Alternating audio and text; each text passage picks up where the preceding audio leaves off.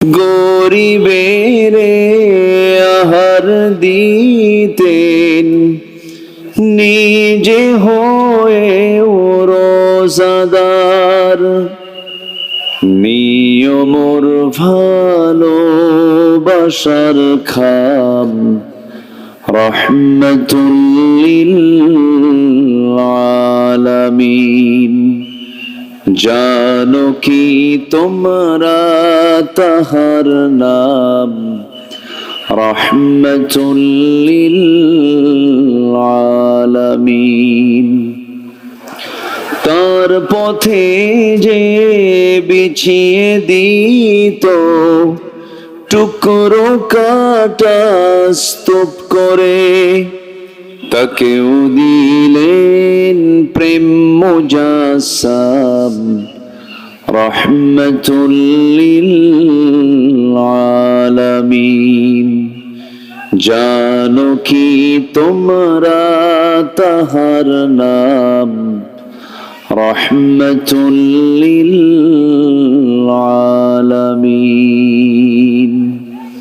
সবাই বলি সাল্লাল্লাহু আলাইহি ওয়াসাল্লাম।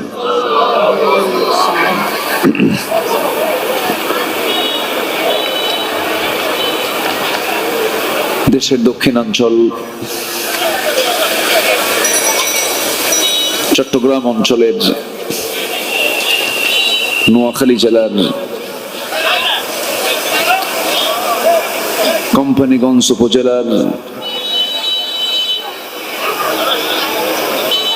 দি আফরোজা ব্রিক্স অ্যান্ড ম্যানুফ্যাকচারিং সংলগ্ন ময়দানে অনুষ্ঠিত বেগম আফরোজা ফাউন্ডেশন কর্তৃক পরিচালিত নবম বার্ষিকী তাফসীরুল কোরআন মাহফিল 2026 মহৎ আয়োজনের সম্মানিত সুযোগ্য সভাপতি, ইসলাম দরদি ব্যক্তিত্ব, বেগম আফরোজা ফাউন্ডেশনের সম্মানিত চেয়ারম্যান, বিশিষ্ট সমাজসেবক জনাব আলহাজ আব্দুস সাত্তার হাফিজাহুল্লাহ, আজকের এই মহৎ আয়োজনের বরেণ্য অতিথিবৃন্দ, বিশেষ করে কথা বলেছেন হাজার হাজার আলেমের উস্তাজুল আসাতিজা, সোনাইমুড়ি হামিদিয়া কামিল মাদ্রাসার অনারেবল প্রিন্সিপাল মাওলানা সাইফুল্লাহ মনির, কথা বলেছেন নবীপুর মাদ্রাসার সম্মানিত অধ্যক্ষ মাওলানা ইয়াসিন করিম হাফিজাহুল্লাহ, মাওলানা ওমর ফারুক সাহেব, মঞ্চে বসে আছেন হাজারাত উলামায়ে কেরাম, বিশেষ করে সর্ববামে যিনি বসে আছেন এলাকার কৃতি সন্তান, নন্দিত আলেমে দ্বীন, মুফাসসিরে কোরআন ডক্টর মুজাম্মিল আজহারি হাফিজাহুল্লাহ, সামনে উপস্থিত দূরে কাছের বিভিন্ন স্থান থেকে ছুটে আসা কালেমার ঝান্ডাবাহী, তাওহীদের পতাকাবাহী, দ্বীন ইসলামের নরসারদুল বীর মুজাহিদ, প্রাণ প্রিয় সম্মানিত দ্বীনি ভাইরা, আড়ালে বসে আছেন শ্রদ্ধেয়া সম্মানিতা মা বোনেরা। আলোচনার সূচনায় আনুষ্ঠানিকতার মধ্য দিয়ে আমার পক্ষ থেকে আবারও দিল খোলা সালাম, আসসালামু আলাইকুম ওয়া রাহমাতুল্লাহি তাআলা ওয়া বারাকাতুহু।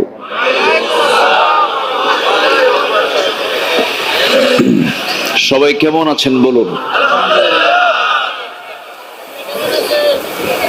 আমাকে প্রশ্ন করে ফেলেছেন। আল্লাহ তাআলা আমাকে আপনার মতোই আপনার সামনেই তো বসে রেখেছেন, বলি আলহামদুলিল্লাহ। মহান রব্বুল আলামিনের অশেষ শুকরিয়া।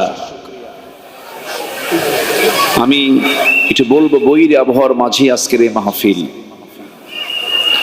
গতকাল পহেলা বৈশাখ, আমরা অতিক্রম করে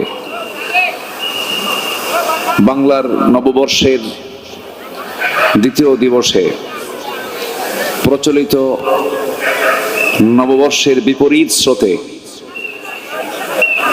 কোরআন শোনার এমন একটা আয়োজন যারা করেছেন, এবং সে আয়োজনে যিনি আমাকে আপনাকে আসার বসার তৌফিক দিয়েছেন, কালিমাতুশ শুকর আদায় করি, মুহাব্বাতান জোরালো কণ্ঠে বলে উঠছি আলহামদুলিল্লাহ।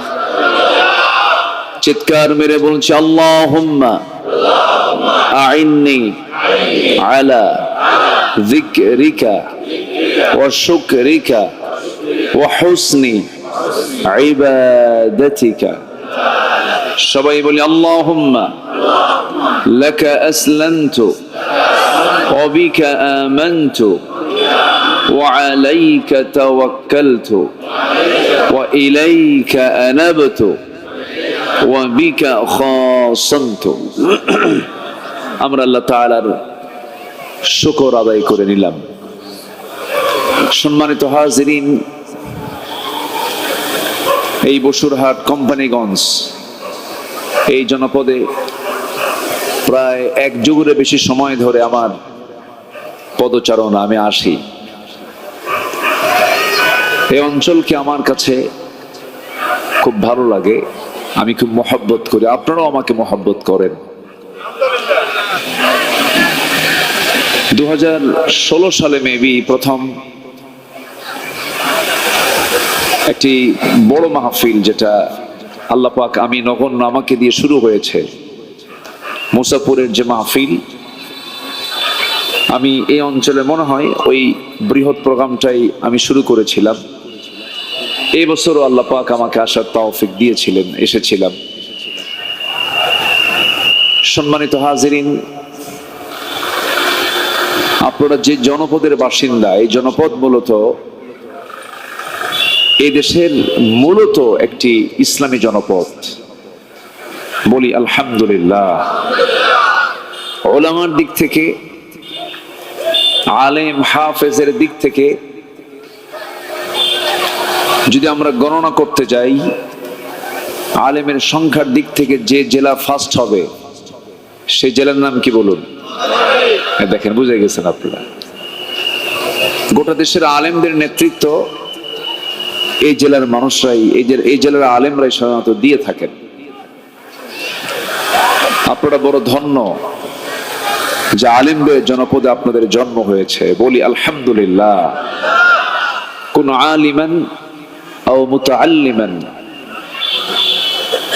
আও মুস্তামিআন আও মুহিব্বান আও মুস্তামিআন ওয়ালা তাকুন খামসান ফাতুহলিক।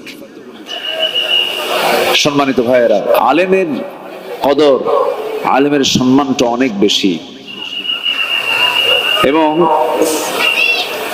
আলেমকে আল্লাহ তাআলা নবীদের ওয়ারিস হিসেবে ঘোষণা করেছেন, আল উলামা ওয়ারাসাতুল আম্বিয়া। সেই মর্যাদাবান মানুষগুলোর সংখ্যা যে জেলায় বেশি, এই জেলা তো ধন্য। সম্মানিত দ্বীনি ভাইরা, আমরা দীর্ঘ সময় ধরে অত্যন্ত বিচক্ষণ আলেম, এদেশের হাতে গোনা আলেমদের একজন অধ্যক্ষ সাইফুল্লাহ মনির হাফিজাহুল্লাহ, তিনি আপনাদের সামনে গুরুত্বপূর্ণ কথা বলেছেন। আমাদের অত্যন্ত প্রিয় ভাই, ইসলামী আন্দোলনের অন্যতম সিপাহসালার মাওলানা ইয়াসিন করিম হাফিজাহুল্লাহ অনেক সুন্দর সুন্দর তারা ইলমি কথা আপনাদের সামনে উপস্থাপন করেছেন। শেষ ক্লাসে এসে আমি ভাঙ্গাচূড়া, আমার তো ইলম কালাম তেমন নেই, কিছু কথা বলতে চাচ্ছি, আমাকে সময় দেওয়া যাবে তো? যে আসুন আমরা আলোচনার দিকে সোজা চলে যাচ্ছি। সম্মানিত ভাইয়েরা, আমরা যে কোনো কাজ করতে গেলে লাভ খুঁজি না লস খুঁজি? লসে যায় কেউ কিন্তু লসে যেতে চাই না। আমরা যে কোনো কাজ করতে গেলে আমরা লাভবান হতে চাই, সফলতা খুঁজতে চাই, কিন্তু সফলতা কিসে মূলত এটা যদি না জানা থাকে তাহলে কি আমরা সফলতা পাবো? পাবো না। তো সফল হওয়ার জন্য সবচেয়ে উত্তম পরামর্শ যিনি দিতে পারেন, আমাকে যিনি সবচেয়ে সৎ পরামর্শ, উন্নত পরামর্শ যিনি দিতে পারেন, তিনি কে? আসতে বলবেন, তিনি কে? আদ-দীন আন-নাসিহা, আদ-দীন আন-নাসিহা। তো সেই মহান রব আমাকে আপনাকে যে পরামর্শ দিয়েছেন, এটাই হচ্ছে সবচেয়ে উত্তম পরামর্শ। এবং গার্ডিয়ান, অভিভাবক বলতে একজন কি বুঝায়, তিনি হচ্ছেন আমার আল্লাহ তাআলা। ইন্নামা ওয়ালিয়ুকুমুল্লাহু ওয়া রাসূলুহু ওয়াল্লাযীনা আমানু। আমাদের অভিভাবক মূলত কেউ না, আমার মূল গাইড যিনি, তিনি কে? আল্লাহ তাআলা। সেই মহান রব্বুল আলামিনের চোখে সফল কারা? সফল যদি হতে চাই তাহলে তার থেকেই আমরা সেই পরামর্শগুলো আমরা নেব। সফল তো সেই যে তার নফসকে শুদ্ধ করতে পেরেছে। আল্লাহ তাআলা দু জায়গায় বলেছেন কদ আফলাহা মান যাক্কাহা, আরেক জায়গায় বলেছেন কদ আফলাহা মান তাযাক্কা। সফল তো সেই যে নফসকে শুদ্ধ করতে পেরেছে। আপনি কি জানেন বহু আলেম, বহু বুজুর্গ, বহু পীর কেবলা, বহু শহীদ, বহু গাজী, বহু তাহাজ্জুদ গোজার, বড় বড় দানবীর হাসরের দিন আল্লাহর আদালতে আখিরাতে তারা আল্লাহর সামনে দাঁড়িয়ে ধরা খেয়ে যাবে। ধরা খেয়ে বোঝেন তো? আল্লাহ পাক তাদেরকে ধরে ফেলবেন, আসামি বানায় ফেলবেন, শুধুমাত্র যেই গ্যাপটার জন্য, যেই অপূর্ণতার জন্য, সেটা হলো নফসের শুদ্ধতা। নফসের শুদ্ধতার বিকল্প অন্য কোনো পথে বান্দা কখনো নাজাত পেতে পারে না। এই জন্য আমাদের সবার আগে নফসকে শুদ্ধ করতে হবে, তাকওয়া বাহিরে না। রাসূল ইঙ্গিত দিয়ে বলেছেন এক হাদিসে, আত-তাকওয়া হা হুনা, আত-তাকওয়া হা হুনা। তাকওয়া বাইরে না, তাকওয়া হচ্ছে ভিতরে। এই জন্য আমরা আসুন আজকে সেই নফসের শুদ্ধতার জন্য আমাদের কি কি করণীয়, আত্মশুদ্ধিতার 10টি পন্থা কোরআনের আলোকে আমি একটা একটা করে বলতে চাচ্ছি। সময় দেওয়া যাবে তো? আমি যেটা দেরিতে উঠলাম, দেরিতে শেষ হবে, আপত্তি নাই? আল্লাহ কবুল করুন। জোরে বলি আল্লাহুম্মা আমিন। দেখা যাক ইনশাআল্লাহ। আসুন আমরা মূল সাবজেক্টের দিকে আস্তে আস্তে যাচ্ছি। তাহলে আমাদের পরহেজগারিতা বাহিরে না ভিতরে? বলেন বলেন। ভিতরে। কিন্তু আমরা পরহেজগারিতা খুঁজে পাই কোথায়? বাহিরে। কি সুন্দর দাড়ি, কি সুন্দর মাথার টুপি, পরনে কত সুন্দর জুব্বা, হাতে তসবিহ, অনেক বড় আল্লাহওয়ালা। দেখেন না নির্বাচন যখন এই যে হয়ে গেল, সব পার্লামেন্টারিয়ান যারা আজকে পার্লামেন্টে বসেছেন, সব পার্লামেন্টারিয়ানই কিন্তু অন্তত নির্বাচনের আগে যখন প্রার্থী ছিলেন, বলেন তো কারো গায়ে কি শার্ট প্যান্ট ছিল? হ্যাঁ, সবার গায়ে অন্তত সাদা একখান পাঞ্জাবি এবং মাথায় পাঁচকুল্লি টুপি সহ ছিল, ঠিক কিনা? ছিল পাঁচকুল্লি টুপি, বিভিন্ন টুপি। মাথার চুল দেখা যেত না নির্বাচনের আগে, টুপি দিয়ে ঢেকে ফেলতো। পাঞ্জাবি সাদা, পাজামা সাদা, দাড়িটাও কাটে না, ওমরা করে আসছে, কদম ফুলের মতো দাড়ি। নির্বাচন চলে গেল, কিছু এমপিদের গায়ের পোশাক ঠিকই আছে, কিন্তু কিছু এমপিদের গায়ের পোশাক আর ঠিক নাই, এবং তাদের ভাষাও ঠিক নাই, এবং তাদের কথাও ঠিক নাই। রাগ করতেছেন নাকি? আমরা দেখতে পাচ্ছি এগুলো। এই জন্য বাহিরের কোনো কিছু, ইন্নাল্লাহা লা ইয়ানজুরু ইলা সুওয়ারিকুম ওয়ালা ইলা জাসামিকুম ওয়ালাকিন ইয়ানজুরু ইলা কুলুবিকুম ওয়া আমালিকুম। আল্লাহ তাআলা তোমাদের বাইরের কিচ্ছু দেখবেন না, দেখবেন তোমাদের ভিতরেরটা, তোমাদের অন্তর, তোমাদের আমল তিনি দেখবেন। এজন্য ভিতরের দিকটা আমাদের সহিহ করতে হবে, শুদ্ধ করতে হবে। আল্লাহ রাব্বুল আলামিন সুন্দর করে সূরাতুল আলার ভিতরে বলছেন, قد أفلح من تزكى وذكر اسم ربه فصلى بل تؤثرون الحياة الدنيا والآخرة خير وأبقى إن هذا لفي الصحف الأولى صحف إبراهيم وموسى جربون الله أكبر কোন বান্দা সফল? যে বান্দা নফসকে শুদ্ধ রাখতে পেরেছে, যে বান্দা আল্লাহর নামের জিকির করতে পেরেছে, যে বান্দা সালাত আদায় করতে পেরেছে। এই তিনটা কাজ সূরাতুল আলার মধ্যে সুন্দর করে শিখিয়ে দিলেন তিনি আমার কে।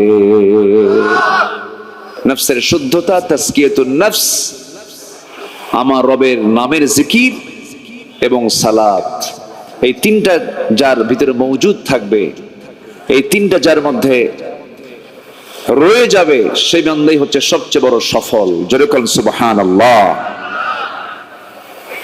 নফস, রূহ এবং কলব, নফস, রূহ এবং কলব।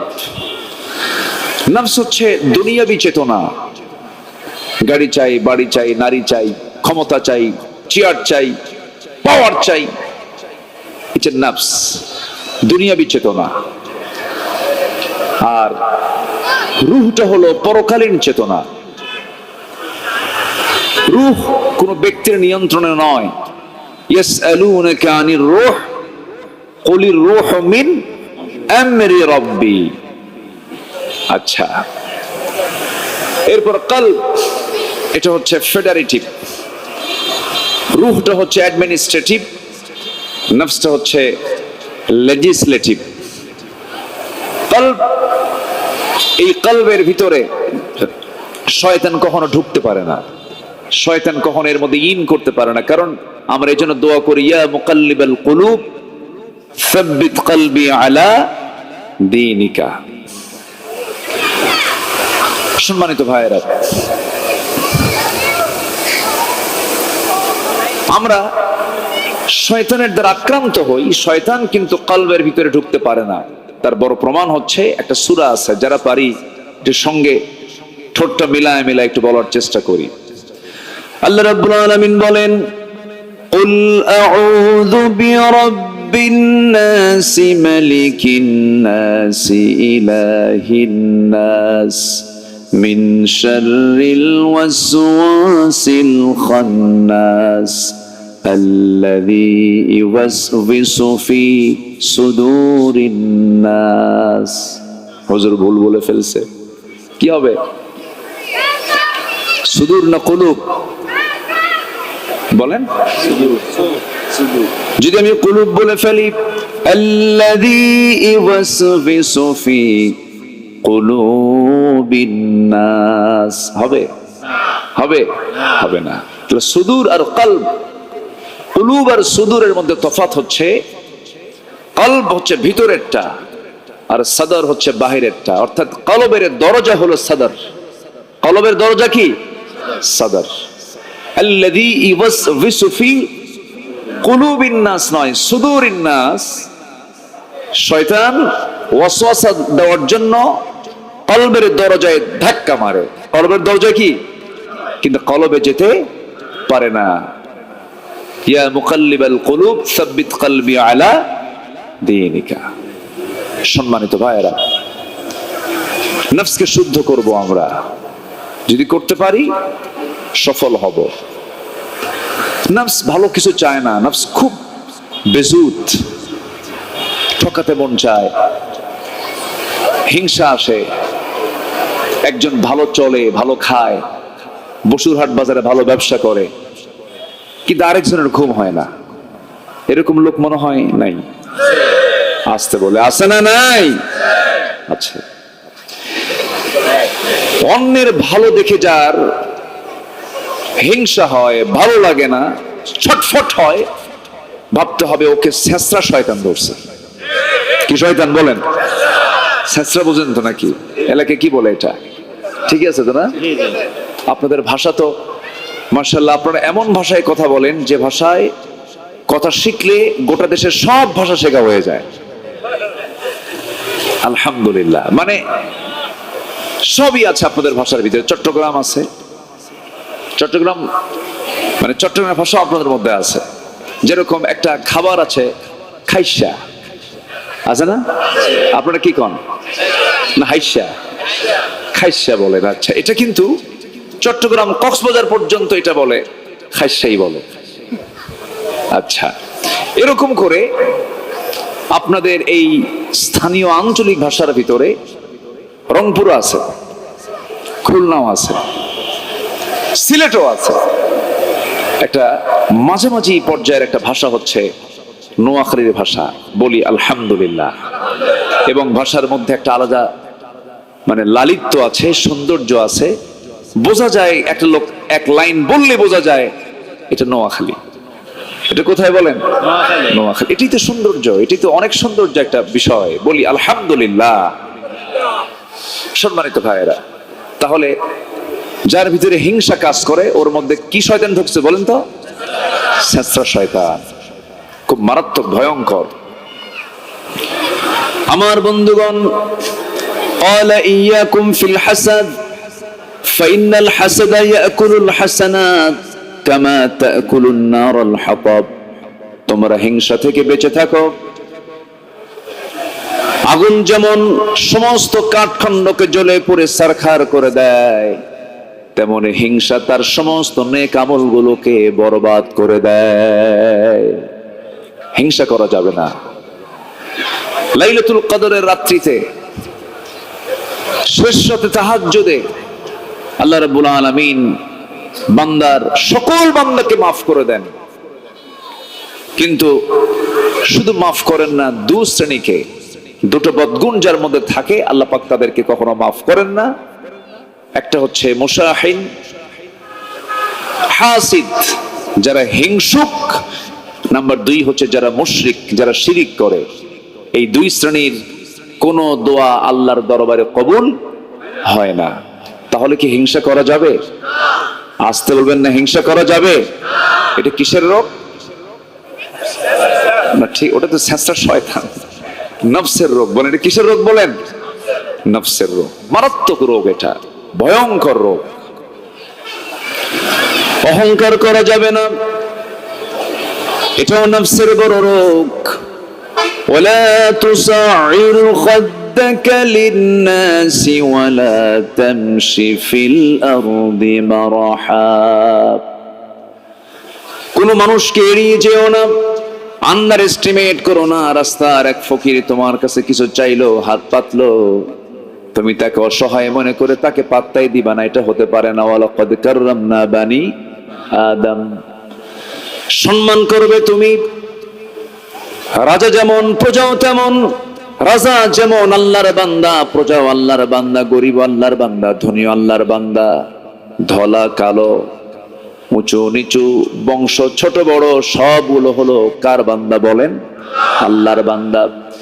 ইন্না খালাকনাকুম মিন যাকারিন ওয়া উনসা ওয়া জাআলনাকুম শুউবান ওয়া ক্বাবাইলা লিতাআরাফু ইন্না আকরামাকুম ইনদাল্লাহি আতকাকুম। জোরে বলুন আল্লাহু আকবার। ও মানব মণ্ডলী, আমি তোমাদেরকে এক নর এবং নারী থেকে সৃজন করেছি, সেখান থেকে শাখা প্রশাখা করেছি, বিভিন্ন ভাষা দিয়েছি, গোত্র বানিয়েছি, সম্প্রদায় বানিয়েছি, যেন তোমরা একে অপরকে চিনতে পারো। তবে তোমাদের মধ্যে সেই বান্দা আমার কাছে সবচাইতে বড় সম্মানিত, যে বান্দা আমি আল্লাহ আমাকে সবচাইতে বেশি ভয় করে। যেরকম সুবহানাল্লাহ। বংশ দিয়ে করবেনটা কি? কুরাইশ বংশের অন্যতম একজন সদস্য তো আবু জেহেল, কি ঠিক কিনা? আবু জেহেলের বংশের নাম কি? আবু লাহাবের বংশের নাম কি? তো কুরাইশ করবে কি বলেন? লাভ আছে? লাভ তো নাই। অনেকে বলে হুজুর জন্ম যদি নবীর সময় হতো ভাগ্যটা কত ভালো হতো। আমি কই তুই যদি আবু জেহেল হইতি।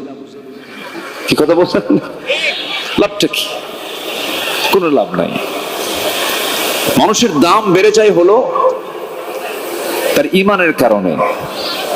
ফ্রেশ ইমান যদি কেউ আনতে পারে সে হচ্ছে সবচেয়ে পৃথিবীর দামি মানুষ। আল্লাহু আকবার বলেন।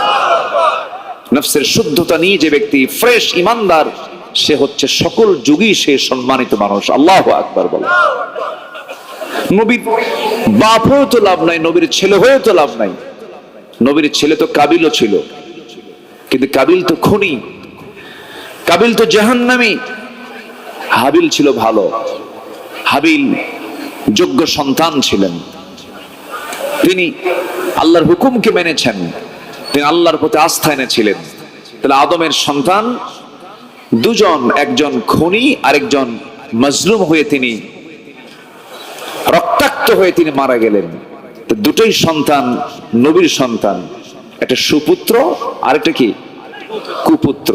তাহলে এখন বলুন কুপুত্র যদি কেউ হয়, কেউ যদি খারাপ হয়, নবীর সন্তান হয়েও কি কোনো লাভ আছে? লাভ নাই। নূহ আলাইহিস সালাতু ওয়াস সালাম, ইন্নাহু লাইসা মিন আহলিক। 900 বছর আমার এই নবীর ব্যাপারে আমার খুব এই বিষয়টা ভাবলে আমার কাছে খুবই একটা বড় শিক্ষা আমি এই নবীর ইতিহাস থেকে পাই। আমার কাছে বড় শিক্ষা মনে হয়। সেটা হচ্ছে নূহ আলাইহিস সালাতু ওয়াস সালাম তিনি দাওয়াত দিয়েছেন, এত দাওয়াত দিয়েছেন যে তিনি বলেছেন ইন্নী দাউতু কওমি লাইলান ওয়া নাহারা। আমি দিনে রাতে মানুষকে কালেমার দাওয়াত দিয়েছি 24 ঘন্টা। 900 বছর কালেমার দাওয়াতের ফলাফল হলো 80 থেকে 90 জন কালেমা পড়ছে। বউ কালেমা পড়ে নাই, ছেলেও কালেমা পড়ে নাই। এখন বলুন তো তার দাওয়াত কি ব্যর্থ? আসতে বলে তার দাওয়াত কি ব্যর্থ? না। শোনেন, অল্প লোকের কাতারে থাকাই ভালো, অল্প লোক জান্নাতে যাবে। কালিলাম মা তাশকুরুন কালিলাম মা তাযাক্কারুন। ঠিক আছে না? অল্প লোকের কাতারে থাকাই ভালো। সাইয়েদনা ওমর ফারুক প্রায় প্রায় দোয়া করতেন, একটা দোয়া তিনি দোয়া করতেন, আল্লাহ তাআলা আমাকে অল্প সংখ্যক লোকের কাতারে শামিল করে নাও। উপস্থিত কিছু মুসলমান তাকে জিজ্ঞাসা করলেন, আমিরুল মুমিনিন এটা কেমন দোয়া? এই দোয়াটা আমরা তো কোনোদিন শুনিনি, আপনি এমন করে দোয়া করছেন কেন? তিনি বলছেন, আমি যে দোয়া করেছি এই দোয়া তো আল্লাহ শিখিয়ে দিয়েছেন, কারণ অধিকাংশ লোক তো জাহান্নামে যাবে, অল্প সংখ্যক লোক জান্নাতে যাবে। আর জিকির করার মতো, শুকর আদায় করার মতো বেশি সংখ্যক লোক নয়। কালিলাম মা তাশকুরুন কালিলাম মা তাযাক্কারুন। এই জন্য আমি আল্লাহকে বলি, আল্লাহ তুমি আমাকে অল্প সংখ্যক লোকের কাতারে শামিল করে নাও। যেরকম সুবহানাল্লাহ। সম্মানিত ভাইয়েরা, তাহলে আমাদের নফসের শুদ্ধতার প্রয়োজন আছে না নাই বলেন তো? আছে। এই নফসকে শুদ্ধ করার জন্য 10টা পন্থা। এর মধ্যে 1 নম্বর পন্থা হলো নফসকে শুদ্ধ করার জন্য 1 নম্বর হলো আমরা আন্তরিক এবং খাঁটি মনে তওবা করব। কি করব বলেন? কার কাছে? আসতে বলবেন না, কার কাছে? অহংকার করা যাবে?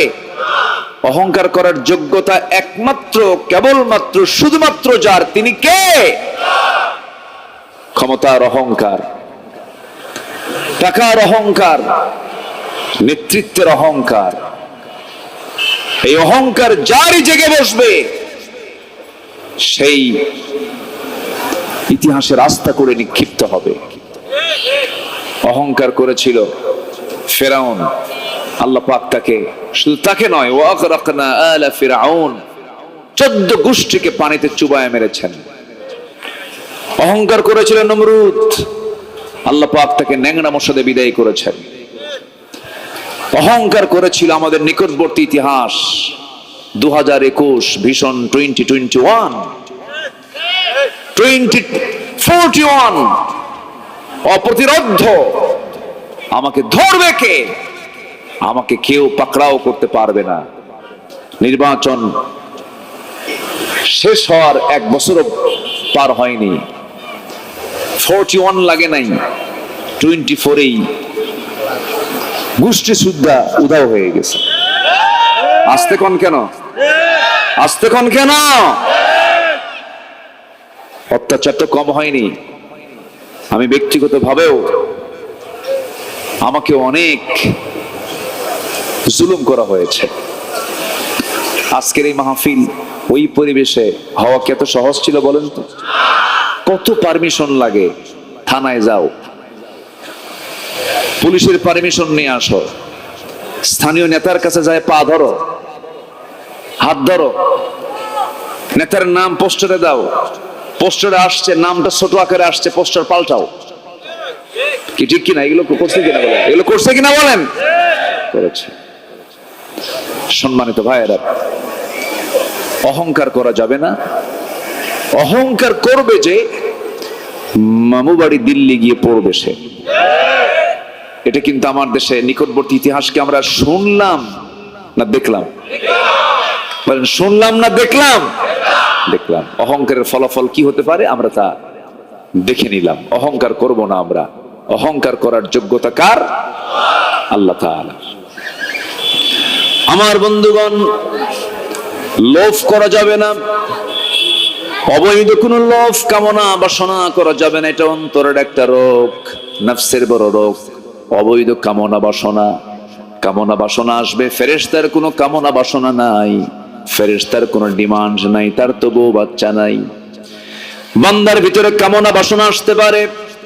আল্লাহ পাক নিজেই বলেছেন, زين للناس حب الشهوات من النساء والبنين والقناطير المقنطرة من الذهب والفضة والخيل المسومة والأنعام والحرث ذلك متاع الحياة الدنيا والله عنده حسن المآب। জোরে বলুন আল্লাহু আকবার। মানুষের জন্য ডেকোরেট করা হয়েছে, মোহগ্রস্ত করা হয়েছে 6টা জিনিসকে। এর মধ্যে 1 নাম্বার হলো পুরুষের জন্য নারীকে, নারীর জন্য পুরুষকে আকর্ষণ করে দেওয়া হয়েছে। আল্লাহ বলছেন, এই আকর্ষণ তোমার জন্য অবৈধ নয়। আমি যে পন্থাগুলো দিয়েছি সেই পন্থায় তুমি নারীকে তুমি তোমার কাছে নিয়ে নাও, স্ত্রীত্বে বরণ করে নাও, তাকে বৈধ সম্পর্কে তাকে কাছে টেনে নাও। কিন্তু দুঃখজনক হলো সত্য, আজকের সমাজে বৈধ সম্পর্ক বেশি না অবৈধ সম্পর্ক বেশি? লিগ্যাল না ইল্লিগাল?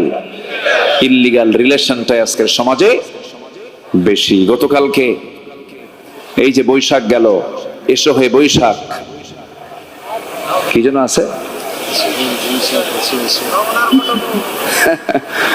আচ্ছা আচ্ছা, বলেন তো, আমরা সিয়াসিতের কোন কিতাবে কি বৈশাখের কোন ওয়াজ পাইছি? বলেন তো, আছে এগুলো? যদি বৈশাখ যদি খুব জরুরি হতো, তাহলে আমরা সিয়াসিতের হাদিসে পাইতাম যে এই দিনে ইলিশ আর পান্তা না খাইলে পরে সারা বছর না খায় থাকতে হবে। এরকম আছে কোথাও? নাই। আমার দেশের দেশীয় সংস্কৃতির একটা অংশ, কিন্তু এটাকে যদি লালন করতে গিয়ে যদি ঢোল তবলা লাগে, এটাকে লালন করতে গিয়ে যদি বেহায়া হতে হয়, এটাকে লালন করতে যদি কপালে টিপ লাগাতে হয়, এটাকে লালন করতে যদি ঈমান বিধ্বংসী মাধ্যম ব্যবহার করা হয়, এই সমস্ত সংস্কৃতি নিয়ে আমরা থাকতে চাই না। আজকে কেন?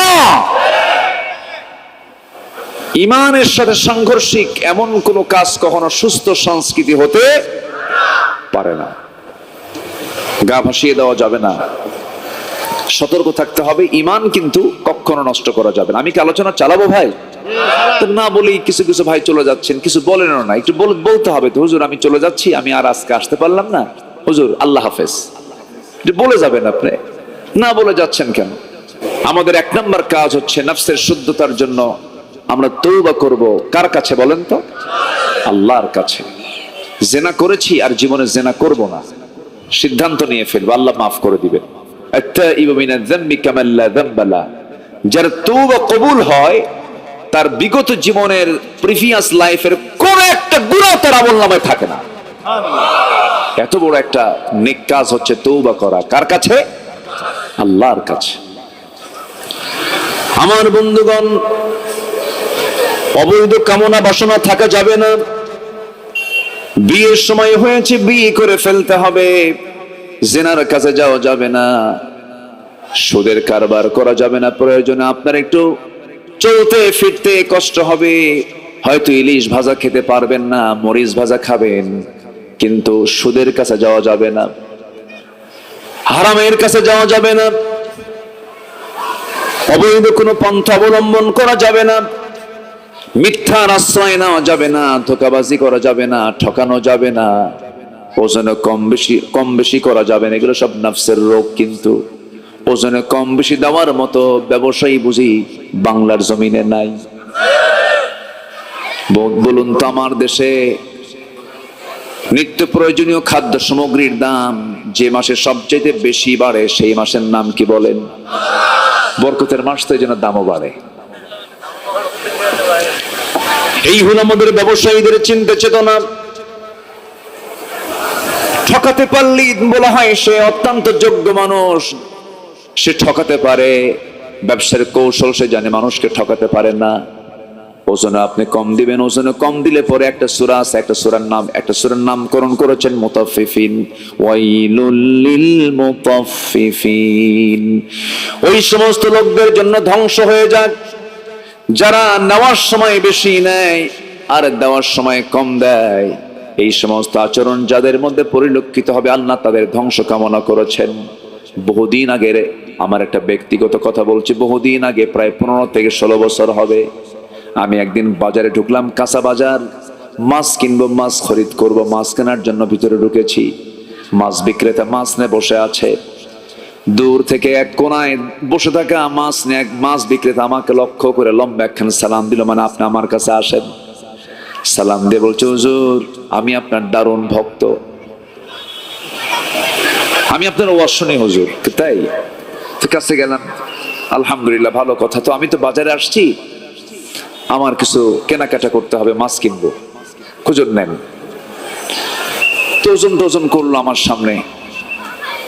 তো মাছের ওজন যখন করতে দিল, আগে তো ওই ডিজিটাল মিটার ছিল না, এখন তো মিটারে কি বলে, এটাকে বলে ডিজিটাল মিটার, যেটা স্কেল। আগে তো এটা ছিল না, আগে ছিল হলো বাটখারা, পাল্লায় মাপতো। তো পাল্লার এক পাশে বাটখারা দিয়েছে, আরেক পাশে মাছ দিয়ে ওজন করতেছে। ওজনের সময় দেখি সমান সমান না, মাছের দিকটা এতটাই মানে এটাকে নামায়া দিল, এতটাই গড়াইয়া দিল, সমান সমান আর হচ্ছে না। আমি বললাম, ভাই আপনি কি ওজন করেন এটা, আপনি আমার এত বেশি দিচ্ছেন কেন? হুজুর দোয়ার জন্য দিচ্ছি, আমার জন্য দোয়া করবেন হুজুর। আমি বললাম যে না, আপনি এরকম ওজন সঠিক করেন, এইভাবে তো আমি নেব না। কেন হুজুর, আমি আপনাকে মোহাব্বত করে দিচ্ছি। তো আমার কাছে মনে হলো সে প্রায়, আমার মনে হয় আধা কেজি পরিমাণ মাছের ওজনটা আমার জন্য সে বেশি পরিমাণ দিয়ে দিল। তা আমি আর কিচ্ছু বললাম না, যেহেতু সে জোড়াজোড়ি করছে। যদি কেউ কাউকে দিতে চায়, এটা মানাও করা ঠিক না। তা আমি মাছটা নিয়ে পরে ভাবলাম, বেচারি মাছ বেচে খায়, সে আমাকে এত বেশি দিল, দেখতে কতটুকু বেশি দিল, এটা আমার কৌতূহল জাগলো। পরে আমি আবার অন্য একটা জায়গায় গিয়ে মাপ দিয়ে দেখি 250 গ্রাম নাই। কত গ্রাম নাই বলেন? এটা তো মানে গড়ায়া দিয়েছে, গড়ায়া মানে মাছের সাইডটা মাটিতে ঠেকেছে, এই জন্য 250 গ্রাম নাই। আর যদি সমান সমান হতো, হাফ কেজি নাই। কি ঠিক কিনা বলেন? হাফ কেজি নাই। তাহলে এরকম ঠকবাজি করলে ওই সমস্ত বান্দার জন্য কি জান্নাত আছে? আসতে বলবেন না আছে? ওজন সঠিক করব, আল্লাহ আমার মাপ সঠিক বলে কবুল করে নিয়ে আমাকে জান্নাত বুঝায় দিবেন। যেরকম সুবহানাল্লাহ, ওয়া আকিমুল ওয়াজনা বিল কিসতি ওয়া লা তুখসিরুল মিজান। আমার বন্ধুগণ, পরহেজগারির মসজিদে নয়, বুজুর্গি নামাজের ভিতরে নয়, মসজিদে শয়তান কতটুকু আপনাকে ওয়াসওয়াসা দিতে পারবে। আপনি তো নামাজ পড়তেই গেছেন সেই জায়গায়। বুজুর্গি হলো আপনার বাজারে, বুজুর্গি হলো লেনদেনের ভিতরে। লেনদেন যদি কারো ঠিক থেকে থাকে, আল্লাহ রাব্বুল আলামিন বলেন, والذين هم لأماناتهم وعهدهم راعون والذين هم على صلواتهم يحافظون أولئك هم الوارثون الذين يرثون الفردوس هم فيها خالدون জোরে বলুন আল্লাহু আকবার। আল্লাহ বলেন যে বান্দা ওয়াদা ঠিক রাখবি, আমানত খেয়ানত করবে না, আমানত রক্ষা করবে, নামাজের ব্যাপারে যত্নশীল হবে, আমি আল্লাহ তাআলা জান্নাতুল ফেরদাউসের ওয়ারিস আমি তাকে বানায় দেব। জোরে কোন সুবহানাল্লাহ। ওয়াদা ঠিক রাখার দরকার আছে না নাই? আমানত ঠিক রাখার দরকার আছে না নাই? আমার বন্ধুগণ, রাষ্ট্রীয় ক্ষমতা এটা একটা আমানত। এই মুহূর্তে আমার একটা ইতিহাস মনে পড়ে গেল। বর্তমান সিরিয়া নামক একটা দেশ কিন্তু আছে না? সিরিয়ার রাকা নামক একটা জনপদ আছে। সে রাকা নামক একটা সিটি এলাকা, সিটিজন নগর এলাকা। সেই নগর এলাকার একটা আদালত আছে, সে আদালতে বিচারপতি নাই। সিরিয়া থেকে তাকে পাঠানো হয়েছে, এক আদালতে বিচারককে পাঠানো হয়েছে, খলিফা হারুন রশিদের আমল পাঠানো হয়েছে। নতুন বিচারপতি চেয়ারে বসে গেছেন। একটা মামলা আদালতে জমা হয়েছে, আসামি সহ মামলা চলে আসছে আদালতে। আসামি হলেন বুড়ি একজন মহিলা, বৃদ্ধা নারী। তার বিরুদ্ধে মামলা হয়েছে, কিছু খাদ্য চুরি করেছেন, কিছু মালামাল চুরি করে ধরা পড়ার কারণে তার বিরুদ্ধে মামলা হয়ে তাকে আসামি করে কোর্টে হাজির করা হয়েছে। আদালতে হাজির করার পরে বিচারক তাকে প্রশ্ন করলেন, আপনি চুরি করেছেন নাকি? হ্যাঁ চুরি করেছি। কেন চুরি করেছেন? খাদ্য আপনার চুরি করা লাগলো কেন? আপনি চুরি করতে গেলেন কেন? সঙ্গে সঙ্গে বৃদ্ধা নারী চোখের পানি ফেলতে ফেলতে বলছে, ক্ষুধার যাতনা সহ্য করতে না পেরে চুরি করে আমি আমার ক্ষুধা মিটায় নিছি। আদালতের বিচারপতি কথাটা শুনলেন, মাথা নিচু করলেন। কিন্তু আদালতে যেহেতু মামলা দেওয়া হয়েছে, মামলার তো রায় দিতেই হবে। মামলার রায় হলো যেহেতু অপরাধী অবলীলায় স্বীকার করে নিয়েছেন তিনি চুরি করেছেন, হাত তার কাটা হবে না। কিন্তু যে অপরাধটা হয়েছে সে অপরাধের শাস্তি হলো 50টা চাবুক তার হাতে মারা হবে, তার দেহে মারা হবে, আর 500 দিরহাম জরিমানা তার উপরে, এই কোর্ট তার উপরে চাপায়া দিবে, তাকে 500 দিরহাম জরিমানা দিতে হবে। এই রায় দেওয়ার পরে ওই বিচারক করলেন কি, চেয়ার থেকে তাড়াহুড়ো করে নামলেন। নামার পরে বলছেন উপস্থিত সবাইকে ডাক দিয়ে বলছেন, উপস্থিত লোকজন শোনো, আমি যে রায়টা দিয়েছি রায় তো কার্যকর করতে হবে। 50টা বেত্রাঘাত করতে হবে। এই 50টা বেত্রাঘাত ওই বৃদ্ধা নারীকে নয়, ওই 50টা বেত্রাঘাতের 20টা বেত্রাঘাত, 20টা চাবুক তোমরা আমি বিচারপতি আমার 2 হাতে 10টা করে মারো। আল্লাহু আকবার বলবেন না? আমার 2 হাতে 10টা করে মারো। আর থাকলো কয়টা? 30টা। এবং মারার জন্য তিনি বললেন যে মারতে আসবি, খবরদার বিচারপতি মনে করে মারা যাবে না, আসামি মনে করে মারতে হবে, কোনো মায়া দয়া দেখানো যাবে না। ইতিহাস লেখে যখন তার হাতে যখন বেত্রাঘাত করা হচ্ছিল, ফিঙ্কি দিয়ে হাত দিয়ে রক্তগুলো ফিঙ্কি দিয়ে পড়তেছিল। 10টা 20টা বেত্রাঘাত যখন করা হলো, 50টার 20টা পূরণ হয়ে গেছে। আদালত তো রায় দিয়েছে, আরো থাকলো 30টা। এবার বিচারপতি নিজে বলছেন, এই রাকা জনপদের প্রশাসক যে আছে তাকে নিয়ে আসো, মেয়র যে আছে তাকে নিয়ে আসো। ওই 3 জনকে ডাক দিয়া 3 জনের সবার ভাগে ভাগে 10টা করে পিটাইয়া সোজা কর। কি কথা বোঝেন নাই? সবগুলো পিটা। আমি তো পিটন খাইছি। 50টা বেত্রাঘাত পূরণ করা হলো। এরপরে 500 দিরহাম জরিমানা। এবার সেই বিচারপতি বলছেন, আমি নিজে 100 দিরহাম তার পক্ষ থেকে আমি রাষ্ট্রীয় কোষাগারে, রাষ্ট্রীয় তহবিলে জমা দিলাম, আর বাকি 400 দিরহাম জমা দেবে এই রাকা জনপদের প্রশাসকরা, মেয়ররা তা জমা দিয়ে দেবে। চিন্তা করে দেখুন কি তাদের সেই ইনসাফ পূর্ণ বিচার ছিল, কি তাদের মধ্যে ভিতরে আদালত কায়েম ছিল।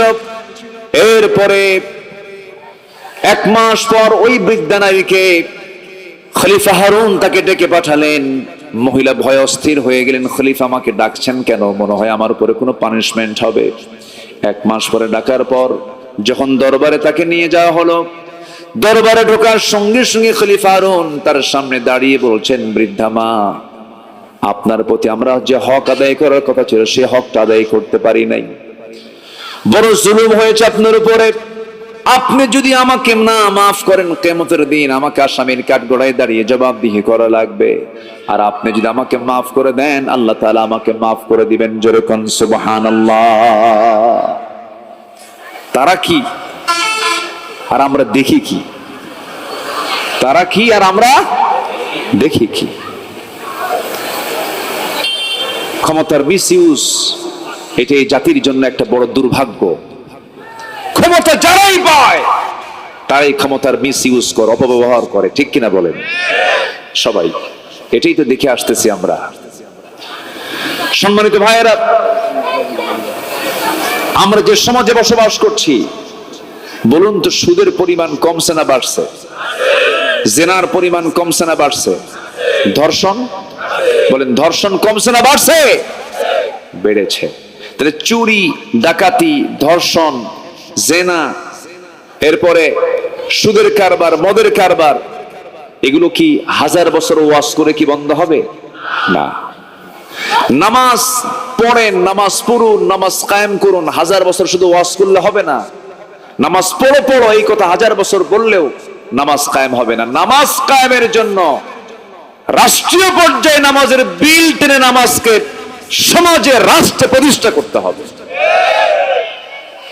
সম্মানিত ভাইয়েরা, আমরা যখন এই জাতীয় কথা বলতে যাই, তখন একটা মহল আমাদেরকে তোকমা লাগিয়ে দেয়, এই তো কি জঙ্গি, জঙ্গি, মৌলবাদী, উগ্রপন্থী, এই সমস্ত বলে তারা বিভিন্ন তোকমা লাগানোর চেষ্টা করে। আমাদের কথা ক্লিয়ার, এদেশের শেকড়ে ইসলাম অত্যন্ত মজবুত ভাবে গেঁথে আছে। ইসলামকে কেউ নির্মূল করতে পারবে না। টুডে এন্ড টুমরো এদেশের পূর্বাকাশে ইসলামের রক্তিম সূর্য অবশ্যই উদিত হবে। সেই ইসলামকে প্রতিষ্ঠার জন্য, সমাজে সকল প্রকার অন্যায়কে দূর করার জন্য, আল্লাহর জমিনে দিন কায়েমের জন্য যদি বুকের তাজা প্রাণ ঢেলে দিতে হয়, সবাইকে রাজি আছেন? রাজি আছেন কারা কারা? হাত উঁচু করে দেখান মুসলমান। আল্লাহু আকবার। দিন ইসলাম, দিন ইসলাম।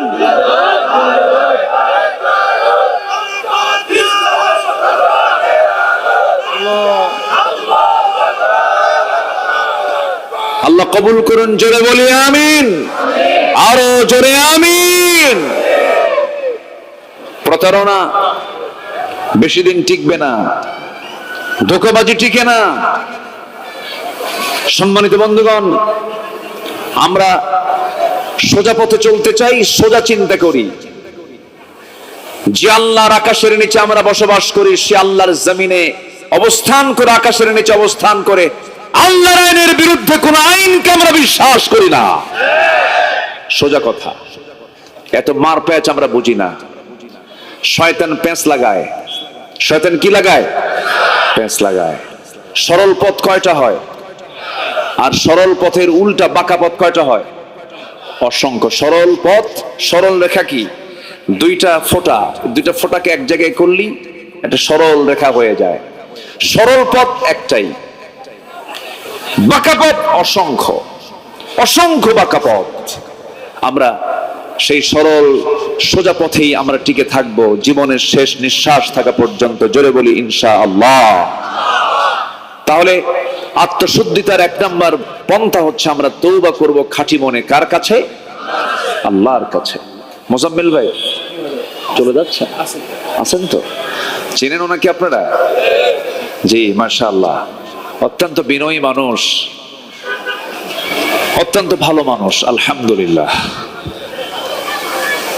আমি আপনাকে যেতে দেবো না তো, থাকেন। আমি ওয়াজ করি সব দিকে দেখিও আবার, বুঝলেন, কে কোন দিক দিয়ে কি করে। আমাদের কাজই তো মঞ্চে বসে কথা বলা।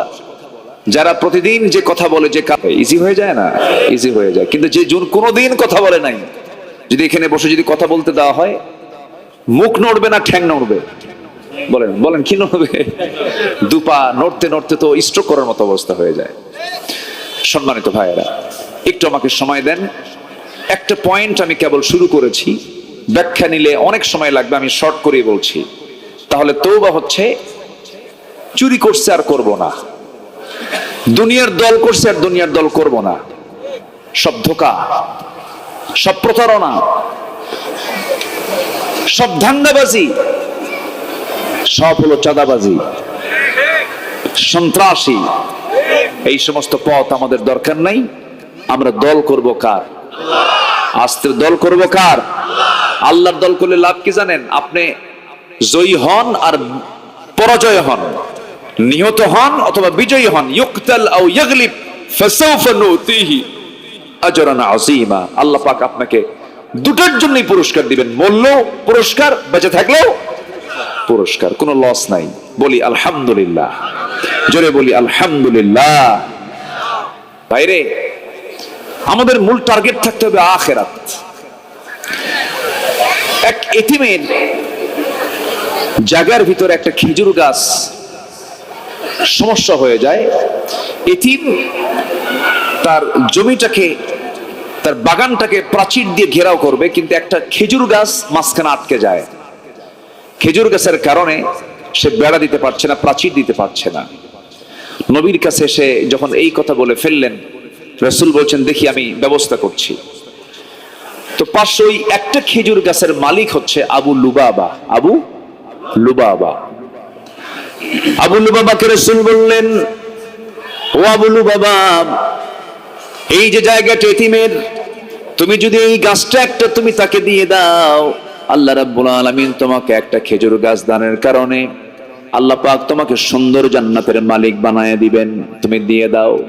আবু লুবাবা বলল, না, আমি তাও দেব না। এরকম কঠোর লোক এখনো আছে না নাই? নবীজি বললেন, কিন্তু আবু লুবাবার হৃদয়ে ইতিমের জন্য দিল চুল পরিমাণ কোনো মায়া কাজ করলো না। কিন্তু হঠাৎ করে এই কথাটা এক সাহাবীর কানে চলে গেছে। চান্স নিলেন সেই সাহাবীর নাম হলো আবু দাহদাহ রাদিয়াল্লাহু তাআলা আনহু। আবু দাহদাহ রাদিয়াল্লাহু তাআলা আনহু যখন এই কথাটা যখন শুনতে পেলেন, এই অফার যখন শুনতে পেলেন, চট করে রাসূলকে ডাক দিয়ে বলছেন, ইয়া রাসূলুল্লাহি, আপনি যে আবু লুবাবাকে যে প্রস্তাবটা দিলেন, সেই প্রস্তাবটা যদি আমি গ্রহণ করি, আমি কি পাবো নাকি? রাসূল মুস্কি হাসি দিয়ে বললেন, আবু দাহদা, তুমিও যদি এই প্রস্তাব গ্রহণ করো, তুমি পেয়ে যাবে সেই জান্নাত। যেরকম সুবহানাল্লাহ। আমাদের মূল টার্গেট হতে হবে জান্নাত পেতেই হবে। আবু দাহদা এবারে চলে গেলেন আবু লুবাবার কাছে, গিয়ে বলছেন, আবু লুবাবা, তুমি আমাকে ওই খেজুর গাছটা দেবে নাকি? এবার আবু লুবাবা বলছে, কেন? আমার দারুণ দরকার। কেন? আমি তোমাকেও দেব না। রাসূল সুপারিশ করেছে, তাই মানে নাই, আমি তোমারটা মানবো কেমন? আমি দেব না, আমি খেজুর গাছটা আমি কাউকে দেব না। এবার আবু দাহদা বলছেন, শোনো, এই একটা খেজুর গাছ আমাকে নিতেই হবে, তুমি যা চাও আমি তাই দেব, তুমি কি দিবা বলো। এবার তিনি বলছেন, বিশাল বড় একটা বাড়ি আছে আমার, 600টা খেজুর গাছ আছে, 600 খেজুর গাছের মাঝে আমার ডুপ্লেক্স বাড়ি, এবং সামনে একটা মিষ্টি পানির একটা কূপ আছে, ঠান্ডা পানি সেখান থেকে উত্তোলন হয়। এই মিষ্টি কূপের পানি, ডুপ্লেক্স বাড়ি, 600টা খেজুর গাছের বাগান, সব টোটালি আমি তোমাকে দিয়ে দেব, বিনিময়ে তুমি আমাকে ওই একটা গাছ দিতে পারবা নাকি? এবার আবু লুবাবা মনে মনে চিন্তা করে, এটা কোন বোকা মানুষ। এবার বলছে, ঠিক আছে, আমি তোমাকে এই খেজুর গাছটা দিলাম, তুমি আমার বাড়িটা দিয়ে দাও। আবু দাহদা এতটাই খুশি হয়ে গেলেন, এতটাই আনন্দিত হলেন, তিনি দৌড় মেরে চলে গেছেন বাড়ির সামনে। বাড়ির সামনে গিয়ে ভিতরেও ঢুকলেন না, বাহির থেকে ডাক দিচ্ছেন, ও সন্তানের মা, আমার সন্তানগুলো তোমরা কোথায় আছো? তাড়াতাড়ি বাড়ি থেকে বের হয়ে আসো, আজকে এমন বিজনেস করেছে আল্লাহর সাথে, জান্নাত আমার কেনা হয়ে গেছে। জোরে কোন সুবহানাল্লাহ। কি কেনা হয়ে গেছে? জান্নাত কেনা হয়ে গেছে। স্ত্রী, পরিবার, পরিজন এবং পছন্দের বাড়ি। বাড়ি কিন্তু একটা আকর্ষণীয় জিনিস। সব কিছু মুহূর্তের মধ্যে সব ছেড়ে দিয়া আবুলু বাবার হাতে 600 খেজুর বাগান সহ বাড়িটা ছেড়ে দিয়া মাত্র একটা খেজুর গাছের বিনিময়ে সন্তানদের বাইরে বের করে আনলেন। অন্য জায়গায় তাদেরকে রেখে এবার এতিমের কাছে গিয়ে বলছেন, এতিম, এই যে তোমার গাছ, তোমার সমস্যা হচ্ছিল, প্রাচীর দিতে পারতেছো না, এই গাছটা আমি কিনে নিয়ে আমি তোমারে দান করে দিলাম। যেরকম সুবহানাল্লাহ। আমার ভাইরা, আমাদের মূল টার্গেট হতে হবে আমি জান্নাত কেমন করে পাবো, জান্নাত আমার আয়ত্তে কেমন করে আসবে, এই চেতনাকে লালন করে আমাকে আপনাকে চলতে হবে। এই জন্য দুনিয়ার সকল স্বার্থকে জলাঞ্জলি দিতে হবে। দুনিয়ার সমস্ত মাইনাস কাজগুলোকে আমার জীবন থেকে মাইনাস করতে হবে। সুদের কাছে যাওয়া যাবে না, হারামের দিকে যাওয়া যাবে না, মদের বোতলে হাত দেওয়া যাবে না, অন্যের স্ত্রীর দিকে তাকানো যাবে না, অবৈধ কোনো কারবার করা যাবে না, হালাল ভিত্তিক জীবন যাপন করতে হবে। এটার নামই হলো তওবা। তওবা নির্দিষ্ট দোয়া করলাম নির্দিষ্ট দিনে, আর তওবা হয়ে গেল, তার নাম তওবা নয়। আল্লাহ রাব্বুল আলামিন সূরা তওবার মতো একটা সূরাও নাজিল করেছেন। আল্লাহ সুন্দর করে বলছেন, যারা পারেন ঠোঁট মিলিয়ে আমার সঙ্গে সুন্দর করে মিলায় মিলায় বলুন, ইয়া আইয়ুহাল্লাযীনা আমানু তুবু ইলাল্লাহি তাওবাতান নাসুহা عسى ربكم أن يكفر عنكم سيئاتكم ويدخلكم جنات تجري من تحتها الأنهار। জোরে বলুন আল্লাহু আকবার। ঈমানদাররা তোমরা তওবা করো, তওবার মতো তওবা করো। যদি তওবা করতে পারো, সেই তওবা যদি কবুল হয়ে যায়, সাইয়্যাতকে আমি আল্লাহ হাসানা দিয়া মিটাইয়া দেব। জোরে কোন সুবহানাল্লাহ। কার কথা? কার কথা? এবং এমন জান্নাত দেব যে জান্নাতের নিচ দিয়ে নহর প্রবাহিত, নদী প্রবাহিত, প্রস্রবণ প্রবাহিত, মধুর নহর, শরাবের নহর, পানির নহর, দুধের নহর। কয়টা নহর হলো? আরো জোরে, কয়টা কয়টা কয়টা? 4টা। এই নহরগুলো পাবা জান্নাতি লাম ইয়াতমিসুন্না ইনসুন ক্বাবলাহুম ওয়ালা জান। জিন ইনসান স্পর্শ করে নাই কখন, এমন হুর তোমার জন্য জান্নাতের মধ্যে থাকবে। ওয়ালাকুম ফিহা মা তাশতাহি আনফুসুকুম, তোমার মন যা চাবে তুমি তাই সেখানে পাবে। এমন শরাব তুমি পান করবে, দুনিয়ার পচা মদ পান করলে পরে লাংস নষ্ট হয়, লিভার নষ্ট হয়ে যায়, চোখ জ্বলে যায়, নষ্ট হয়ে যায়, মাতাল হয়ে যায়।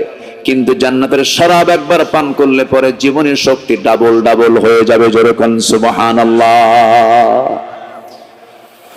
বহুদিন আগে এক মাহফিলে এরকম জান্নাতের আলোচনা করছিলাম, তো পাশে থেকে এক মুরব্বী আমার দিকে তাকায়া দাঁড়ায় গেল, বলল, হুজুর আপনি তো জান্নাতের বহু খাবারের ওয়াজ করলেন, কিন্তু আমি তো টেনশনে আছি কি হুজুর, জান্নাতে কি বিড়ি টিড়ি পাওয়া যাবে না? তার খুব টেনশন যে আমি যে বিড়ি খাই, এটা না খাইলে তো আমার মাথা ঠিক থাকে না, জান্নাতে যদি এমন বিড়ি না পায় আমার জান্নাতি দরকার নাই, এরকম একটা চিন্তা ভাবনা তার। আল্লাহ পাক জান্নাতের মধ্যে পচা কোনো জিনিস রাখবেন না। এই জাতি আমি মাঝে মাঝে খুব চিন্তায় পড়ে যাই। বলুন তো, এই জাতি ভাত বেশি খায় না বিড়ি বেশি খায়? বিড়ি বেশি খায়। এত বিড়ি খায়। তামাকের গাছ যেটা, এটা নোয়াখালী অঞ্চলে হয় না, তামাক নোয়াখালীতে নাই, ভালো আলহামদুলিল্লাহ। তামাক আছে কুষ্টিয়াতে, তামাক আছে আবাদ আছে হলো রংপুরে, এইদিকে চট্টগ্রামের পাহাড়িয়া, রাম, উখিয়া, গর্জনিয়ার এই সমস্ত এলাকায় প্রচুর তামাকের চাষাবাদ হয়। এই তামাকের গাছ হয়তো সবাই দেখেন নাই, যেহেতু এই এলাকায় আবাদ হয় না। তামাকের যে পাতাটা অনেক বড় বড় পাতা এবং সবুজ পাতা এবং তরুতাজা সতেজ পাতা, এত সুন্দর দেখতে, সবুজ একদম, একদম সবুজ সুন্দর। এই পাতা আমি একদিন কুষ্টিয়া অঞ্চল দিয়ে যাচ্ছিলাম, মাঠকে মাঠ লাগায় রাখছে, কিন্তু কোন জমিতে বেড়া নাই, গার্ড ওয়াল নাই, গরু ছাগল খাবে এরকম কোন বেড়া আমি কোন জমিতে দেখলাম না। বেড়া বোঝেন তো নাকি? দেখলাম না।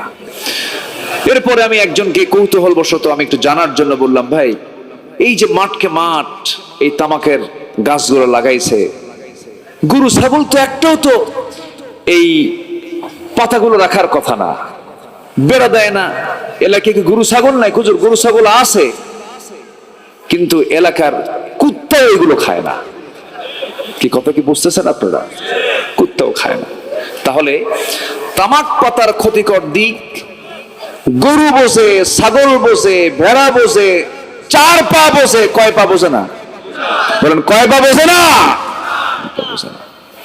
ওরা জানে যেটা খেলে পরে ক্ষতি হবে, কিন্তু 2 পা বোঝে না যেটা খেলে কি ক্ষতি হয়। সে টানগুলো মারা দেখছেন, এক টানে ধোয়া 3 তলায় পাঠায়, আছে না নাই? আছে। সারাদিন রোজা ঠিকই থাকে, কিন্তু ইফতার করেই আবার টানার জন্য যায় দোকানের সামনে। হজ করে আসছে, এদিক সেদিক আবার তাকায় দেখে কেউ দেখলো নাকি আমারে? আপনাকে কেউ দেখেন, আপনাকে কে দেখেন? কে দেখেন? আল্লাহ দেখেন। পান খান, সমস্যা কি?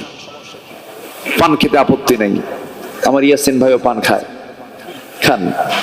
পান চেহারা লাল বানায় ফেলে। বুড়ো মানুষ, আমার দাদি দাদা দুজনে পান খেতেন। এমনকি দাঁত পড়ে যাওয়ার পরে দাঁত ওই যে কিসের মধ্যে ঢুকায় যে কি করে, সেচুনি, হ্যাঁ সেচুনিতে মানে সেচে সেচে আমার দাদিকে আমি পান খেতে দেখেছি। দাদি পান খেয়েছেন। পান খান, আপনি 2-4টা 5টা পান আপনি খেতে পারেন, খান, সমস্যা নেই। কিন্তু পানের সাথে আবার হাকিমপুরি রহমতুল্লাহ আলাইহি কেন? প্রশ্নতেই জাগে, এখানে প্যাঁচ লাগান কেন? প্যাঁচ লাগানো যাবে না। ওয়ালা তুলকু বিআইদিকুম ইলা তাহলুকা, নিজকে তুমি ধ্বংসের দিকে ঠেলে দিও না। কার কথা? কার কথা? আল্লাহর কথা। ক্যান্সার কি এমনি হয়? ক্যান্সার কার দোষে হয়? বান্দার দোষী হয়। ম্যাক্সিমাম আমার দেশে ক্যান্সার হসপিটালে যান, ম্যাক্সিমাম রোগী হলো এই নেশা আসক্ত রোগী। ম্যাক্সিমাম, হয়তো 2-1টা এরকম হতে পারে, কিন্তু ম্যাক্সিমাম তারা এই বিভিন্ন নেশা আসক্ত হওয়ার কারণে, নেশাক্রান্ত হওয়ার কারণে তাদেরকে ক্যান্সার অ্যাটাক করে ফেলেছে। সম্মানিত ভাইয়েরা, তাহলে আমরা সবাইকে তওবা করতে রাজি আছি তো ইনশাআল্লাহ? বিড়ি খাইছে আর জীবনে বিড়ি খাবোই না, যা, কি ঠিক আছে না? এটার নাম কি? এটার নাম কি বলেন? তওবা। কোন গুনাহ ছোট না, সব গুনাহ গুনাহ। কোন গুনাহকে ছোট চোখে দেখার কোনো সুযোগ। মাহফিলে এসে অনেকে প্রশ্ন করে, হুজুর বিড়ি খাওয়া কি জায়েজ আছে? মানে উনি ছোট মনে করে ভাবতেছে, দেখি তো জায়েজ কেমনে করা যায়। না, আমরা কোন নেশার দিকে যাব না। যুব সমাজ তোমরা জেনে রাখো, তোমাদেরকে ধ্বংস করার জন্য প্রতিবেশী রাষ্ট্র পেতে আছে। মায়ানমার তারা ইয়াবা পাঠিয়েছে, প্রতিবেশী ভারত বিভিন্ন আইটেমের ফেন্সিডিল আর কি আফিম, গাঁজা, এগুলো তারা ইজি সহজলভ্য করে তোমার হাতে তুলে দিতে চায়। কারণ এদেশের যুব সমাজ যদি ধ্বংস হয়ে যায়, দেশটা আমাদের নিয়ন্ত্রণে নিয়ে আসতে খুব সহজ হবে। যুব সমাজ তোমরা জেগে ওঠো, নেশা থেকে নিজেকে মুক্ত রাখো, অবৈধ নোংরামি থেকে, বিবাহ পূর্ব নোংরামি থেকে, প্রেম থেকে দূরে থাকো, চরিত্র সুন্দর রাখো, সততা শেখো, সৎ পথে চলো, অন্যের প্রতিবাদী হও। 24 জুলাইয়ের আন্দোলন আমাকে অনেক উৎসাহ দিয়েছে। প্রয়োজনে আরো জুলাই আসতে পারে। আসতে বলবেন না, জোরে বলেন ঠিক কিনা? আবারও জুলাই আসতে পারে। যেন কেমন যেন একটা ইঙ্গিত আমরা যেমন কেমন যেন একটা ইঙ্গিত আমরা পাচ্ছি। আল্লাহ তুমি যারা বোঝে না তাদেরকে বোঝার তৌফিক দিয়ে দাও। জোরে বলি আল্লাহুম্মা আমিন। আমরা খাঁটি মনে তওবা করব। কার কাছে? আল্লাহর কাছে। মাফ করবেন কে? আল্লাহ। আল্লাহই তো মাফ করবেন। গুনাহ না করলে কি আমরা চোখের পানি ফেলতে পারবো? আল্লাহ বলে, বান্দা তুই গুনাহ করবি না, তোরে দুনিয়া থেকে বের করে দিয়ে এমন এক জাতি পাঠাবো যারা গুনাহ করবে আর মাফ চাবে, আমি তাকে মাফ করব। লাউ লাম তুযনিবু লাহাদাবাল্লাহু বিকুম ওয়া লাজা বিকওমিন হাত্তা ইউযনিবুন। আল্লাহু আকবার। আল্লাহ আমাদেরকে কত আশা দিয়েছেন। আমার বন্ধুগণ, 1 নম্বরে চলে গেল নফসের আত্মশুদ্ধিতার জন্য 1 নম্বর পন্থা হলো খাঁটি মনে আমরা তওবা করে নেব। আজান শুনেছি, কোথায় চলে যাব বলেন? মসজিদে চলে যাব। দুঃখে বুকটা ফেটে যায়। আমার দেশে প্রায় 20 কোটি মুসলমান গোটা পৃথিবীর দ্বিতীয় বৃহত্তম জনপদ বাংলাদেশ কি সুন্দর সাজানো একটা দেশ ছিল, সবুজ বেষ্টিত অঞ্চল। গোটা পৃথিবীর বিভিন্ন দেশে সফর টুকটাক করেছি, কিন্তু আমার দেশের সৌন্দর্যের কাছে অন্য দেশ কিছুই না। কাতার সফর ছিল, সম্প্রতি আমার কাতারে গিয়েছিলাম। গোটা পৃথিবীর ধনী তালিকার মধ্যে অন্যতম ধনী রাষ্ট্র হলো কাতার। সেই দেশে কোনো গাছগাছালি নাই, ধুধু ধুধু একটা দেশ। শুধু তেলের কারণে আল্লাহ রাব্বুল আলামিন বরকতটা দিয়ে ধন্য করেছেন। কোনো সবুজ সেখানে নাই, গাছগাছালি সেখানে নাই, কিন্তু হঠাৎ করে দেখতে পাই একটা জায়গায় গ্রিন জোন করে রেখেছে, অনেক গাছগাছালি। বললাম এখানে আবার গাছ আসলো কেমনে হুজুর? গাছের নিচের দিকে তাকায় দেখেন স্যালাইন লাগানো। কি লাগানো? স্যালাইন দিয়ে রাখছে, অর্থাৎ কল দিয়ে রেখেছে, পানির কল। ঘন ঘন পানি না দিলে স্ট্রোক করে গাছগুলো মারা যাবে। আবার শুধু তাই নয়, নিচেও পানি লাগে, উপরও আবার হেলিকপ্টার দিয়া উপর থেকে আবার পানি, সেখান থেকে আবার উপর থেকে পানি দিয়ে রাখে। জিন্দা রাখার জন্য কোটি কোটি টাকা বাজেট করা হয়। আর আমার দেশের গাছগাছালি, ওই যে গাছ লাগানো হলো, কোনো নজরদারি নাই, কিন্তু সবুজ ফুরায় না। সুবহানাল্লাহ বলা যাবে না? পেয়ারা খাইছে ছোট্ট বাচ্চা, গ্রামের ছোট্ট বাচ্চা পেয়ারা খায়া, সেই পেয়ারা খাওয়ার পর পরের দিন সকালবেলা ঘরের পিছনে যে পায়খানা করছে। বৃষ্টি হয়ে গেছে ওর উপর দিয়া, ওই বিচি থেকে একটা গাছ হয়েছে, সে গাছ থেকে আবার পেয়ারা হয়েছে, সেই পেয়ারা গাছে পেয়ারা ধরে, সেই পেয়ারাও খায়। আমার দেশের মাটি কত বরকতের, আলহামদুলিল্লাহ বলবেন না? জোরে কোন আলহামদুলিল্লাহ। আমার বন্ধুগণ, এত সুন্দর দেশ আমার, যে দেশে তেলের খনি আছে, কয়লার খনিও আছে, স্বর্ণের খনিও আছে, কি নাই আমার দেশে সব খনি আছে, সব কিছু লুকানো আছে, সব কিছু আল্লাহ পাক পর্যাপ্ত রেখেছেন, সব কিছু দিয়ে রেখেছেন। আমার বন্ধুগণ, আমি আজকে গ্যাসের প্রয়োজনীয়তা ফিল করলাম। আজকে 1-1.5 মাস যুদ্ধ চলছে, আন্তর্জাতিক একটা ক্রাইসিস হচ্ছে, এটা আমরা বুঝতেছি। কিন্তু আমার বন্ধুগণ, জীবনে আমার 46 বসন্ত পার করেছি, 47টা বসন্ত পার করলাম। বুদ্ধি বয়স আমি দেখি নাই কোনোদিন তেল নেবার জন্য হোন্ডার লাইন 4 মাইল লম্বা হয়। কি ঠিক আছে না? কয় মাইল লম্বা? এত লম্বা হোন্ডার সিরিয়াল, তেল নাই। আল্লাহ রাব্বুল আলামিন আমার দেশে গ্যাস দিয়েছেন। এই গ্যাসটা যদি আজকে আমার দেশে না হতো, শুধু যদি তেল নির্ভরই হতো, দেশের যে কি অবস্থা সৃষ্টি হয়ে যেত। আল্লাহ পাক কিছুটা হলো সহজ করেছেন কিনা বলেন? সহজ করেছেন। আমার ভাইরা, আমার বন্ধুগণ, আমার দেশের মানুষের মধ্যে একটা নেচার আছে, যখন কোনো কিছুর ক্রাইসিস হয়, সেই ক্রাইসিসটা আরো বাড়ায় দেয়। এটা আমার দেশের একটা ভালো বৈশিষ্ট্য, জান্নাতের বৈশিষ্ট্য এটা।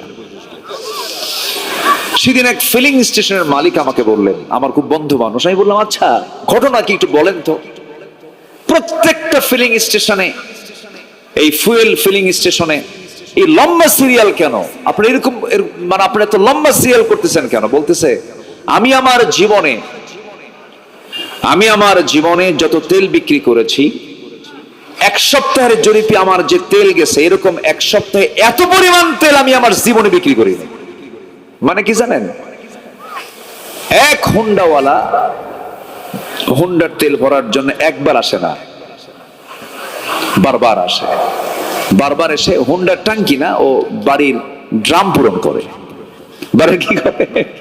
ড্রাম পুরা করে। এখন প্রত্যেক হুন্ডাওয়ালা যদি হুন্ডার কি বলে ওটা, হুন্ডার ট্যাঙ্কি না পূরণ করে, যদি ড্রাম পূরণ করে, তাহলে কি বলেন তো, ক্রাইসিস কমবে না বাড়বে? বলেন তো, বাড়বেই তো। ঠিক না? ইমানদারের চরিত্র এগুলো হবে না। ইমানদার সব সময়ের জন্য সততা নিয়ে চলবে, ভণ্ডামি করবে না, মিথ্যার আচরণ, মিথ্যার আশ্রয় নেবে না। আমার দেশে পাসপোর্টও নকল করে, জানেন? আমরা এমন একটা জাতি, পাসপোর্ট 2 নম্বর বানায়। আল্লাহ তুমি এই জাতিকে বোধ শক্তি দিয়ে দাও। জোরে বলি আল্লাহুম্মা আমিন, আরো জোরে আল্লাহুম্মা আমিন। সম্মানিত ভাইয়েরা, একটু কান লাগাবেন। আমরা তওবা করতে রাজি আছি তো ইনশাআল্লাহ? আচ্ছা, নাম্বার 2, সালাতের প্রতি আমরা যত্নবান হব। এটা আত্মশুদ্ধিতার একটা বড় পন্থা। নামাজের ক্ষেত্রে আমরা সচেতন হব। নামাজ মূলত কয় ওয়াক্ত বলেন? কিন্তু আমার দেশের কিছু কিছু মুসলমানের কাছে নামাজ হলো একমাত্র জুমার নামাজ। কি ঠিক আছে না? আচ্ছা, মূলত নামাজ কি জুমার নামাজ না 5 ওয়াক্ত নামাজ? কোন নামাজটা আগে দরকার বলেন? 5 ওয়াক্ত। এই 5 ওয়াক্ত নামাজের মধ্যে কোন ওয়াক্তের গুরুত্ব বেশি বলেন? বলেন বলেন বলেন। বুরিকালি উম্মতি ফি বুকুরিহা, আমার উম্মতের বরকতময় সময় হলো সকাল। যে মুসলিম, যে মুমিন সূর্য ওঠার আগে ওঠে না, পাখি ডাকার আগে ডাকে না, সে মুমিন হতে পারে না। পাখি জাগার আগে আমাকে জাগতে হবে, সূর্য ওঠার আগে আমাকে উঠতে হবে। এটা ইমানদারের দায়িত্ব। আমার বন্ধুগণ, আল্লাহ রাব্বুল আলামিন ওই সমস্ত বান্দার জন্য জান্নাতের ওয়াদা করেছেন যারা নামাজের ব্যাপারে যত্নশীল হবে, নামাজকে যারা কন্টিনিউ করবে, নামাজকে যারা সুন্দর করে যারা আদায় করবে, নামাজকে আমরা সুন্দর করার চেষ্টা করব। দুঃখজনক হলো সত্য, যদি আপনি আপনার গ্রামের দিকে তাকায় দেখেন, আপনার গ্রামের মসজিদের দিকে তাকায় দেখেন, আপনার গ্রামে 5 ওয়াক্ত নামাজের মধ্যে সবচেয়ে কম মুসল্লি পাওয়া যায় কোন ওয়াক্তে বলেন? বলেন কোন ওয়াক্তে পাওয়া যায়? ফজর। কেন হবে এমনটা? ফজরই তো মানুষ বাড়িতে বেশি থাকি। রাসূল বলেছেন যার উপরে নামাজ ফরজ অথচ মসজিদ আসে না, আমার মনে হয় সেই বাড়ি থেকে আমি আগুন ধরায় দেই, আমি আগুন ধরায় দিতাম, আমি আগুন জ্বালায় দিতাম, কিন্তু দেই না। এর কারণ হলো সেই বাড়িতে নারী আর শিশু থাকে। নারী শিশু না থাকলে আমি রাসূল অবশ্যই তাই সেই বাড়ি থেকে আগুন ধরায় দিতাম। কত বড় অপরাধ নামাজে জামাতে নামাজ আদায় না করা, নামাজটা না পড়া। কোরআনকে প্রশ্ন করুন, কোরআন বলে দাও তো সবচেয়ে বেশি শাস্তি কোন অপরাধের জন্য হবে? আল্লাহ রাব্বুল আলামিন বলছেন ফাখালাফা মিন বা'দিহিম খালফুন আদাউস সালাতা ওয়াত্তাবাউশ শাহাওয়াত ফাসাউফা ইয়ালকাউনা গায়্যা। ওই সমস্ত বান্দার জন্য আমি আল্লাহ রাব্বুল আলামিন জাহান্নামের খাই নামক গর্ত রেখে দিয়েছি। যে খাই নামক গর্তটা তো ভয়ঙ্কর গর্ত, যে গর্তকে জাহান্নাম পর্যন্ত ভয় পায়। জাহান্নামের মধ্যে ভয়ঙ্কর একটা জায়গা হলো খাই নামক গর্ত। সেই খাই নামক গর্তের মধ্যে আমি তাকে ঢুকাবো যে বান্দা দুনিয়াতে নামাজ নষ্ট করে এসেছে। নাউজুবিল্লাহ। 5 ওয়াক্ত নামাজ পড়বেন কারা কারা? একটু হাত তুলে দেখান দেখি, চিৎকার মেরে বলুন ইয়া আল্লাহ, ইয়া আল্লাহ। আমাদেরকে 5 ওয়াক্ত সালাত আদায় করার তৌফিক তুমি আল্লাহ দিয়া দাও। জোরে বলি আমিন, আরো জোরে আমিন। আপনার নামাজ পড়বো জোরে না জোরে জোরে নামাজ পড়বো, তাড়াতাড়ি নামাজ পড়বো না ধীরে ধীরে নামাজ পড়বো? তেলাওয়াত হবে তাড়াতাড়ি না আস্তে আস্তে? আস্তে আস্তে। কিন্তু আমার দেশের কিছু মুসল্লি আছে, ইমাম যদি সূরা লম্বা করে, মুসল্লি শুধু পিছন থেকে ছটফট করে। আছে কিনা? আছে কিনা বলেন? মাহফিলে এসেও কিছু শ্রোতা আছে এখানে ছটফট করে না।